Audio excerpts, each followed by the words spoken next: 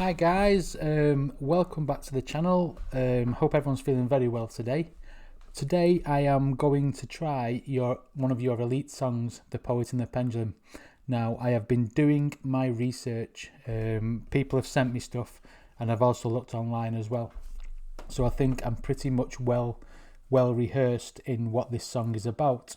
I know that The Poet and the Pendulum is basically based on an Edgar Allan Poe short story called The Pit and the Pendulum.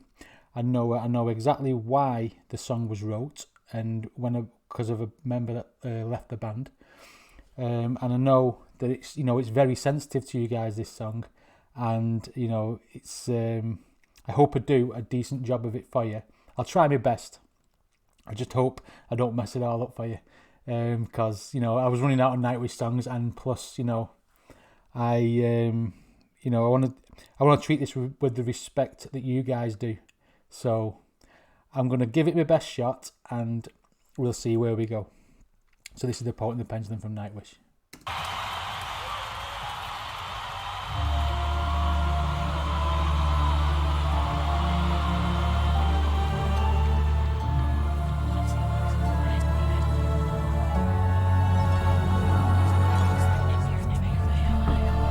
Oh yeah, just before it starts, I did know that it was in sections, it was in parts. So I know there's obviously it might twist and turn different ways. So obviously this is the first one, The White Lands of Empathica, whatever that says.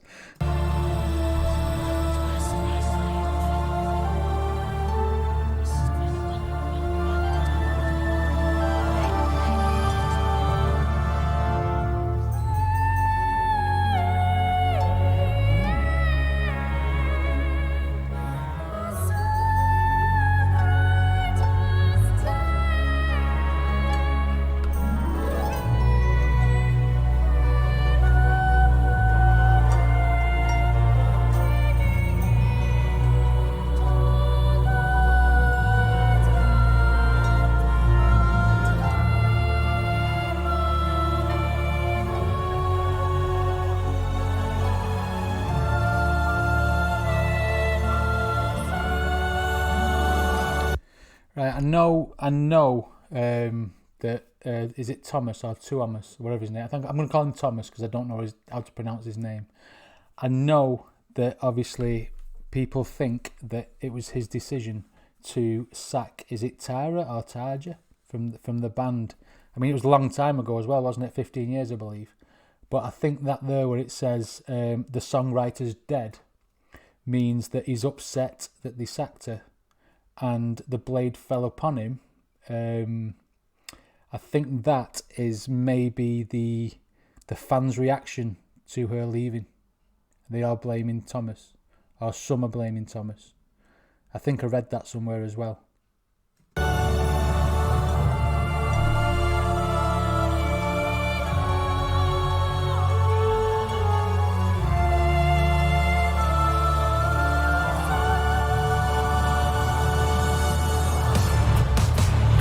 Oof.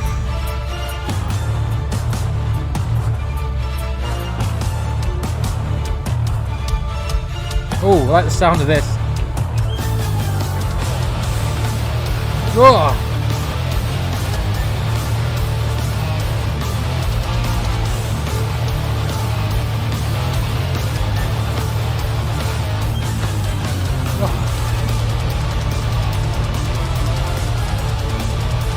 Oh.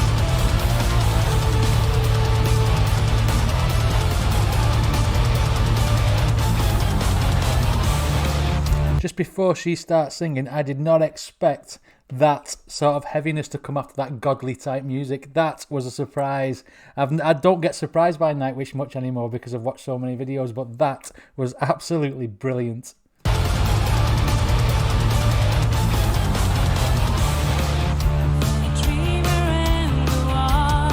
Oh.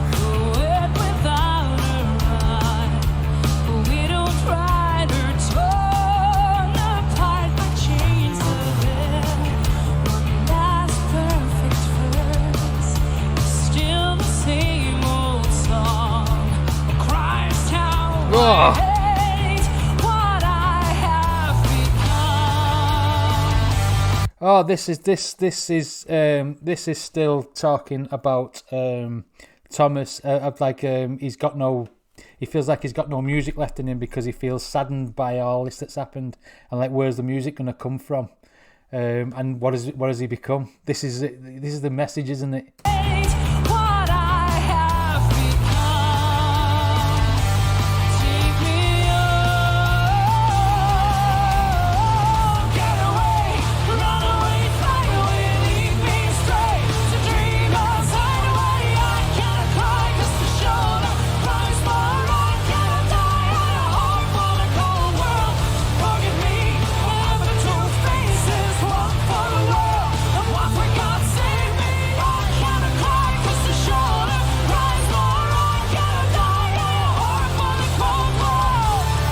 Whoa, that's deep, isn't it? It really is deep. People did say it was deep. He can't. The shoulder that he cries. Maybe. Sorry, I can't get my words out because I'm saying too much too fast. The shoulder that he cries on, he cannot cry because the others, like, I think it's the other members of the band, and like, you know, they're all upset about it. The decision to sack Tara.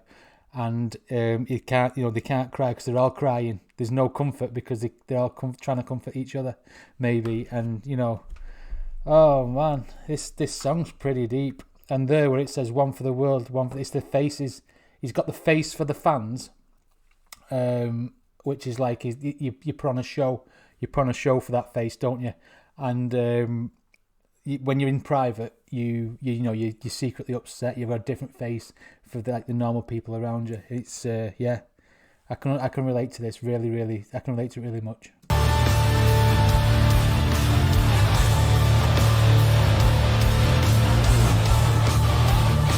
Oh.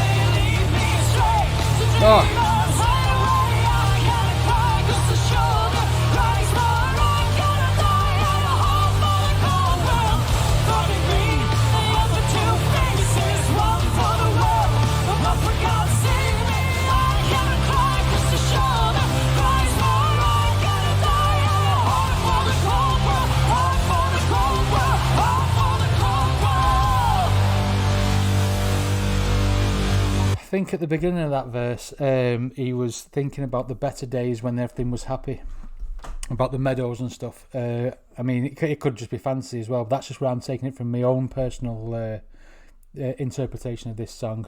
But with him saying he's a half of the cold world, I think that's him punishing himself. He's beating himself up inside over this breakup.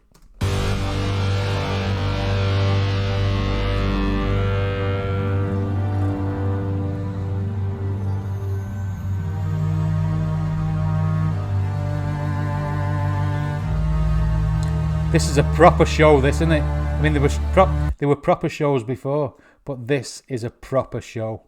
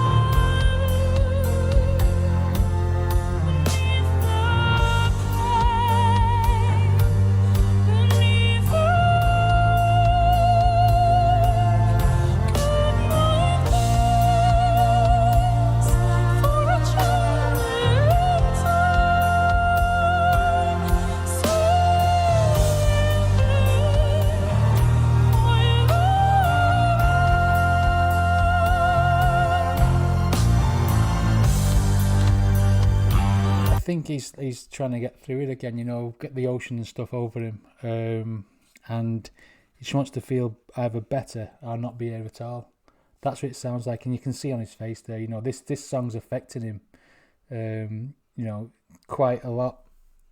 Obviously, because, you know, he's thinking back, isn't he?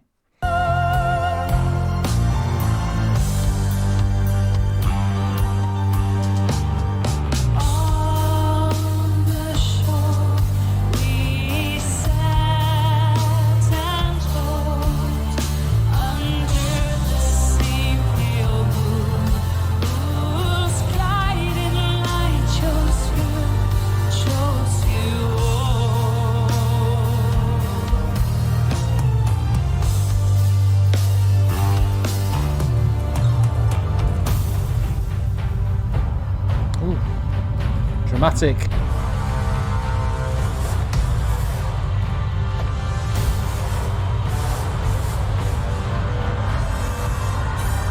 I'm afraid, so afraid, being raped again and again and again. I know I will die alone, but loved. Wow. You live long enough to hear the sound of guns, long enough to find yourself screaming every night, long enough to see your friends betray you. Well, I think that's going back to you know, the whole fans thing, people like slagging him off. The sound of the guns is like, if you like, is maybe the people who's been like hating on him because of the whole situation with getting rid of someone from the group who was obviously the singer, and like the screaming every night and stuff, and waiting to see your friends betray you. Some people may have turned their back on him, maybe. I don't know. I didn't see that in any of the research that I did, but maybe that's what he's portraying there. And the screaming every night is probably where he cannot sleep because of this whole situation. Every night, long enough to see your friends betray you. For years, I've been strapped onto this altar. Now I only have 3 minutes, counting. I just wish the tide would catch me first and give me a death I always longed for. Wow, did it make him feel like he wanted to die? Like he wanted to commit suicide or something? That's a bit deep, isn't it? That's if it's well.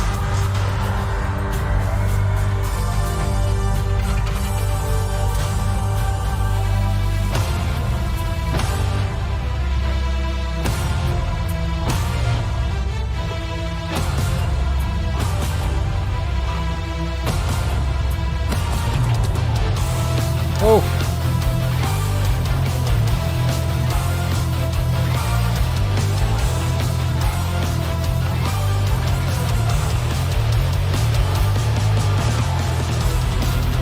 Oh!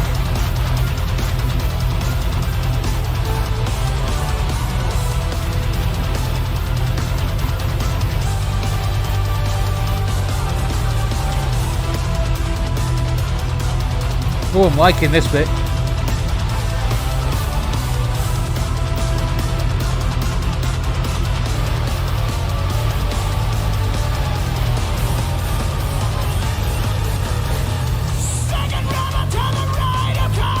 Go on.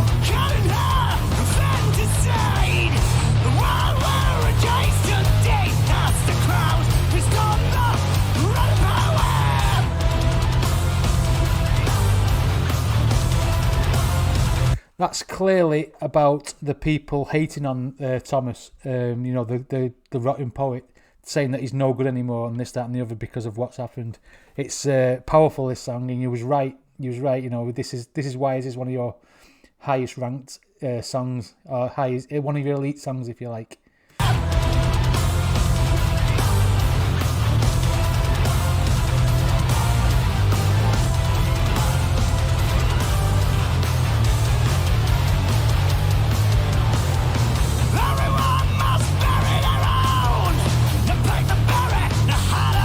Oh!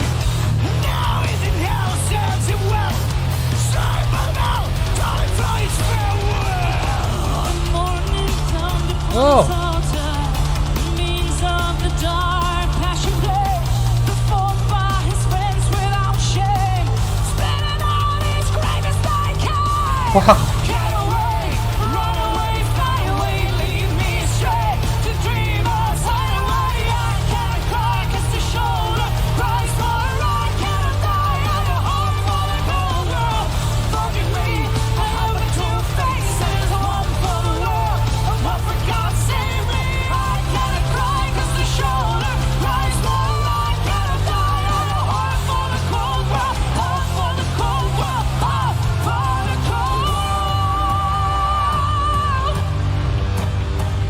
he's been getting so much hate, getting like saying people spit on your grave and stuff like that, because people are just calling him for what's happened, and he's got no. It feels like he can't go anywhere. He's got no more exits. He can't get away from it, and you know what I mean. People can be cruel in that sort of thing when they start sending like nasty messages and hate mail, etc. And you know, you do what's best for your band, don't you? You don't do it just because someone else says so. Oh, wow. Today, in the year of our Lord 2005, two of us was called from the cares of the world. He stopped crying at the end of each beautiful day.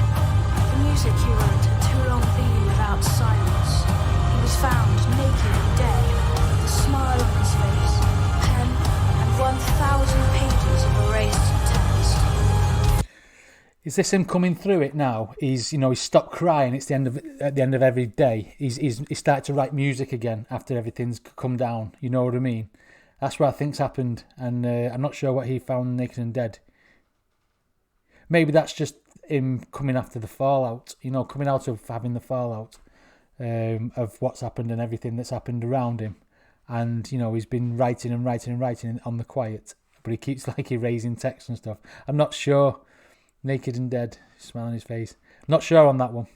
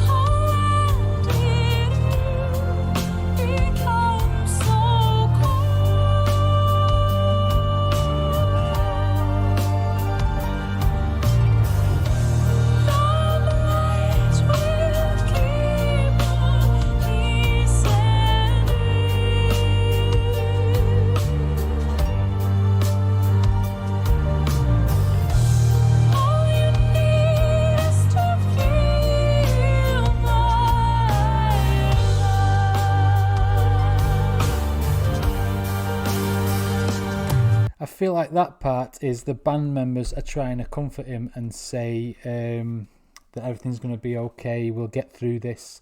But the blade that's still descending is still the people who's spitting the hate and stuff. So yeah, I think that's what that bit is.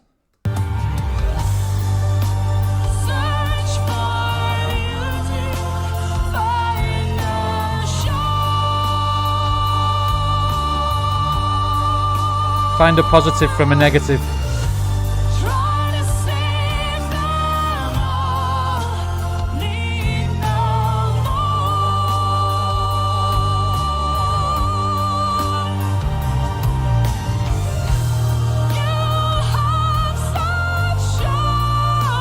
Wow.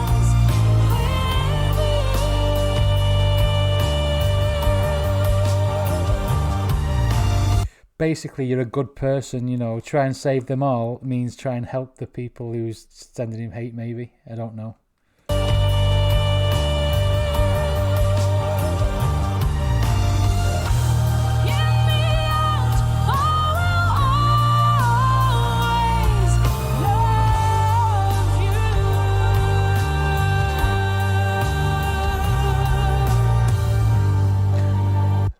guess they could be talking to Tara when she's leaving and saying that, you know, you find you're sure and stuff, and they'll always love her, but she's not right for the band. Maybe that's just clicked in my head then with that lyric. Tell me if I'm right in the comments.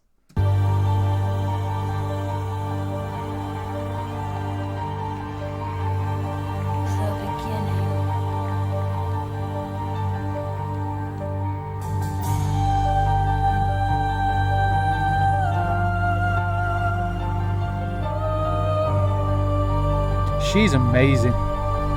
They're all amazing.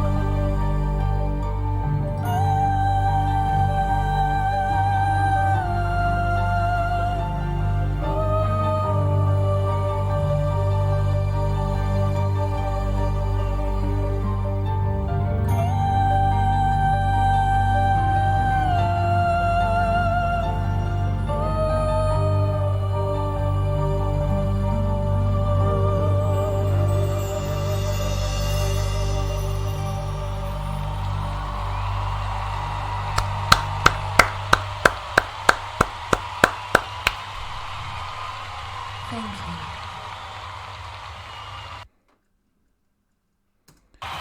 Guys, I really, really hope I didn't mess that up for you. I mean, a lot of that, I mean, I did some research. I know exactly why it was, there's a split, wasn't there? There was, they played a concert and then they got rid of Tara. And everyone blamed Thomas for doing so, because I think he was the one who told her. But I mean, I read that it split the fans. I mean, there was people who thought it was a good idea. People thought it wasn't a good idea. People were like sending hate mail. People were like, you know, trying to offer support, and it was all over the place, wasn't it? With it basically divided your fans. And I mean, to be a Nightwish fan back then and to be one from the beginning, that must have really, really, really affected you when she left, not knowing what was going to happen next. Because I was in a similar predicament with Linkin Park when Chester Bennington died. I'd been there since the start, and when, you know, what am I going to do now? What am I going to listen to now? And then obviously Flo came in, and you know, she made it her own as she does, because again, she's an amazing artist like they all are. But yeah, the basic message is it's the life of Thomas, isn't it? With him dealing with this pressure, and how's he going to write music now? How is he going to get through this? How is he going to deal with all the haters? How's the fans going to react? How the fans going to come back together? What's going to happen now? You know, it's obviously before Flo came in. So yeah, I get that, and I get why you said you'd have this song. Why this song is so important to you. I get that, and you know, I hope I did some sort of justice to it. If I got anything wrong, please let me know in the comments. And you know, I'll try to educate myself better. I think I put enough input in to make it okay. But then again, you guys are the experts. So that was The Poet and the Pendulum. And like I say, I hope it was a good reaction for you guys. If you like my videos, please like and subscribe. If you want to support me on Patreon, the link to the Patreon will be down in the comments. And I shall see you on the next one. Thank you.